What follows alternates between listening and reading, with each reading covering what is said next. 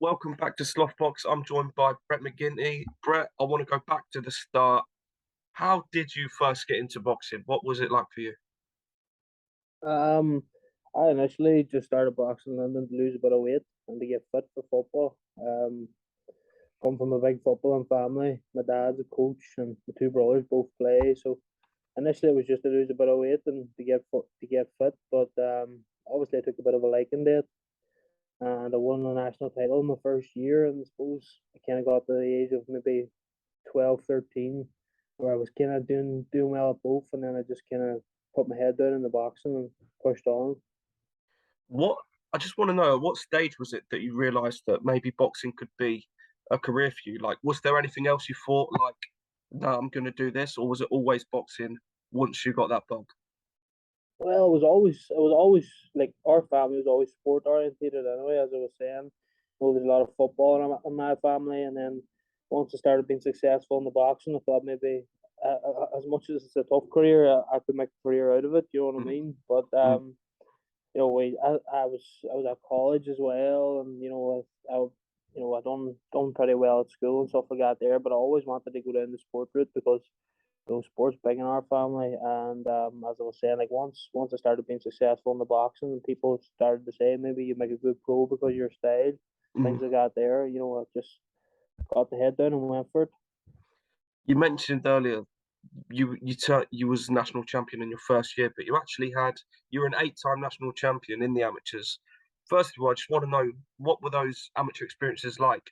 And the amateur game is different to the Pro game. Do you think that those amateur titles put you in good stead for the pro game? Well, I love my amateur days. Do you know what I mean? One of my most proud achievements has been team captain for Ireland at the World Championships and the Europeans and stuff like that. There, every one of my national titles meant something to me. I had a great amateur career, and as you say, you know, to be honest, it is two complete different sports. It's a massive change. It was a big change for me coming over here to Manchester whenever I did turn pro. The training for one, and then the actual sports side of things. I mean, it's a lot more business orientated whenever it comes to the pro game.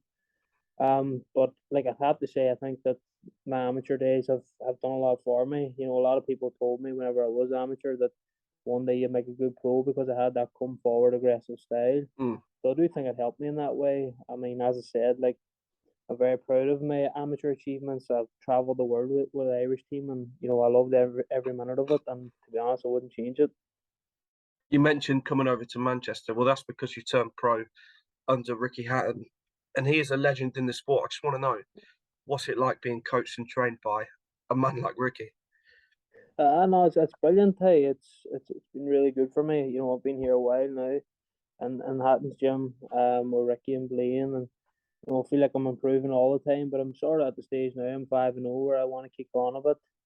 I've been here a while now, and I'm sharp. I'm ready to go. I'm ready to kind of maybe make a step up and stuff like that there. But not only am I getting trained by Ricky, but Ricky's training along with us now, obviously, because he's got his own fight coming up, and you can see that determination in him. That Mm. obviously got him the pinnacle of the sport, and we can only hope to get there ourselves someday. But it's great to have him watching over us and helping us along the way. You mentioned Ricky training alongside you. I just want to ask, he's obviously got his exhibition bout with Barrera. What are those sparring sessions been like? 'Cause I've seen the photos on Instagram. Has he still got it? I don't say, to be fair, he's one thing we've all noticed, like the fight initially was meant to happen in July. I think it was Mm. the 2nd of July, and I had a spar with Ricky coming up to that. I think it was around maybe early June time, something like that. There, and you could see it coming back or whatever. But I have to say, he's a lot sharper this time. Like, I Really? think if anything, I don't get me wrong. I know he was very disappointed that the fight had to be put back, as you would be.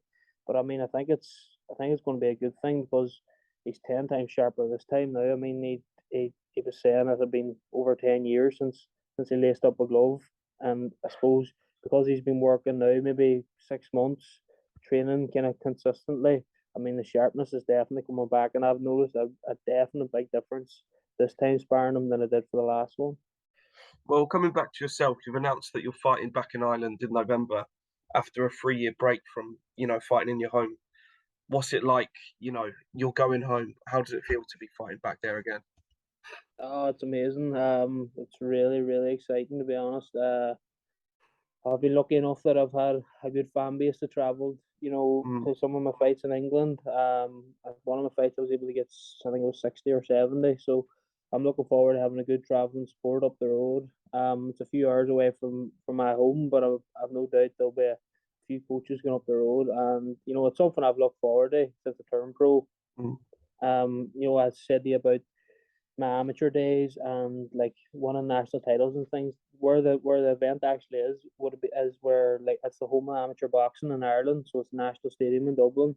So that's where I would have won all my national titles. So I know the venue really well. I've had some great nights in the venue, and I'm really looking forward to having another good one in the pros. mm. Well, you're 5-0 now. I was just wondering, how's camp gone ahead of that sixth professional fight for yourself? It's gone really well. It's I've been in camp now for a while. I was kind of hoping to fight a wee bit earlier. They initially hoped to think to have that show Mm, towards the end of September, but one thing and another got in the way, so it was put back to November. So I've kind of been consistently training to a decent level from the summertime. So I'm in good shape. I'm ready to go now. But we'll just keep topping up, and whenever the time comes, I'll be good to go. Well, moving on from yourself a little bit, your stablemate Chloe Watson was supposed to fight on the Eubank Ben card this weekend, but obviously with that fight off, her fight's been pulled.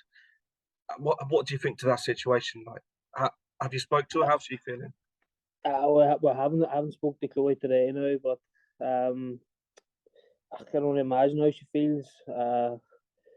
She left on Tuesday for Ricky for to head down, for a big fight week. We had different press conference, the media workout, all these kind of things. Like it was going to be, it's a proper fight week. Like I would say that that's the biggest Chloe's been involved in, and for that all to be taken away now is just so disappointing, especially at such a late stage. I mean, it would have been disappointing at any stage for the fight to be pulled, but I mean, they're all there, they're all ready to go, and then this last minute thing has come up now, which is just blowing everything up in smoke. I mean, I feel so bad for Chloe. I feel so bad for all undercard fighters. I mean, Sticking with the Eubank Ben situation, it's a massive talking point in the sport right now. With Ben obviously testing positive for a testosterone enhancer and stuff like that. Obviously, we now know the fight's off, like we mentioned. Do you think it was the right decision for the fight to be called off? What do you think of the whole situation in general? Was pretty crazy. it's absolutely crazy.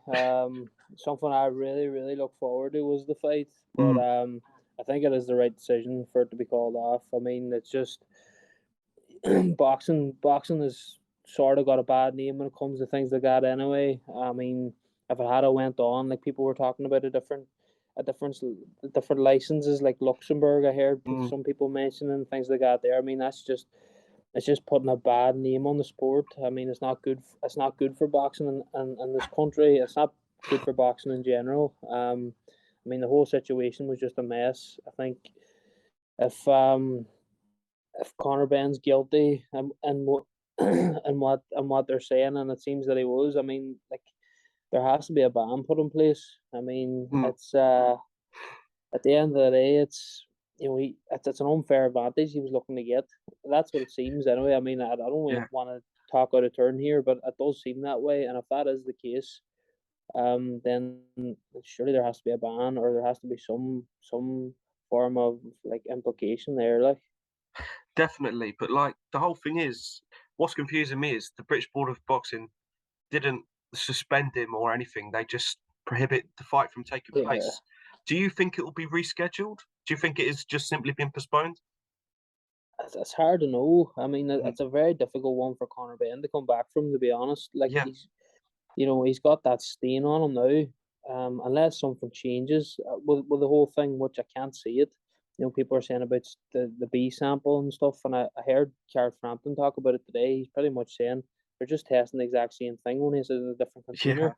So it's most likely going to be the same result. But I mean, there's a big stain on Conor Benn there. Like I mean, do I feel bad for him? I do in a way, but at the same time, if he's done this deliberately, which it seems that he has, then at the end of the day, Mm.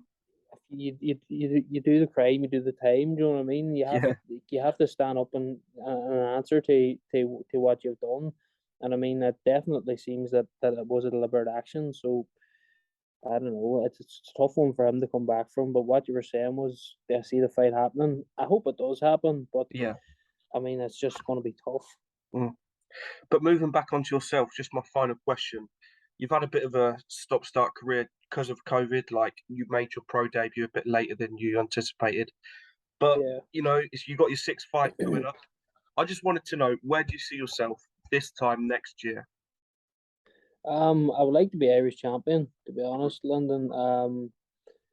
There's been mentions of a Celtic title, which is an 8 rounder, which is kind of a natural progression from six, which will be my next fight, and then hopefully a Celtic title, and then an Irish title is 10 rounder. So I would like to go the traditional route. I was lucky enough to be an Irish champion as an amateur, and it's something I would love to do in the pros.